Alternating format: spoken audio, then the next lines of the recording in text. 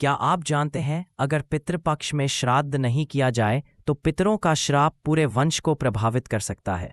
ऐसा क्यों कहा जाता है कि श्राद्ध न करने से सुख समृद्धि और संतान पर संकट आ जाता है? आइए जानते हैं पितृपक्ष का वो गहरा रहस्य जो आज भी बहुतों को ज्ञात नहीं है। नमस्कार दोस्तों, स्वागत है आपका। हिंदू धर्म में पितृपक्ष को अत्यंत पवित्र काल माना गया है।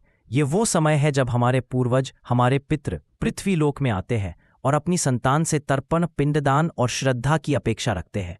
लेकिन अगर इस काल में श्राद्ध न किया जाए तो इसके परिणाम अत्यंत गंभीर माने जाते हैं। श्राद्ध का महत्व शास्त्रों में कहा गया है पितृदेवो भव, अर्थात पितरों की पूजा देवताओं की पूजा से भी श्रेष्ठ है।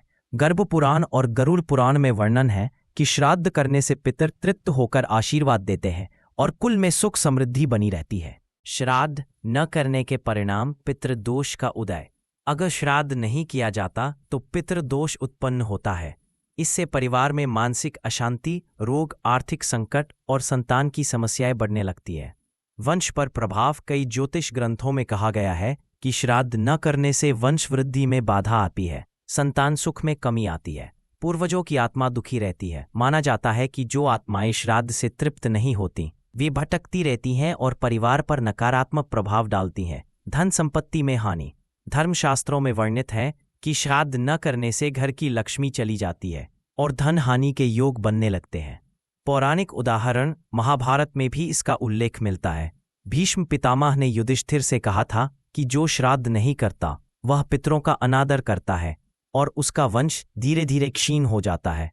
एक कथा के अनुसार राजा कर्ण, दानवीर कर्ण ने जीवन भर सबको दान दिया लेकिन पितरों को तर्पण नहीं दिया।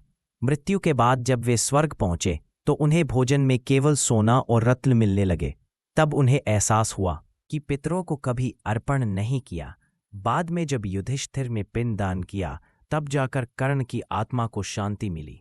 पितृपक्ष में पिंडदान, तर्पण और श्राद्ध अवश्य करें। कम से कम तिल, जल और भोजन अर्पित करें। गौ, ब्राह्मण और जरूरतमंद को भोजन कराएं।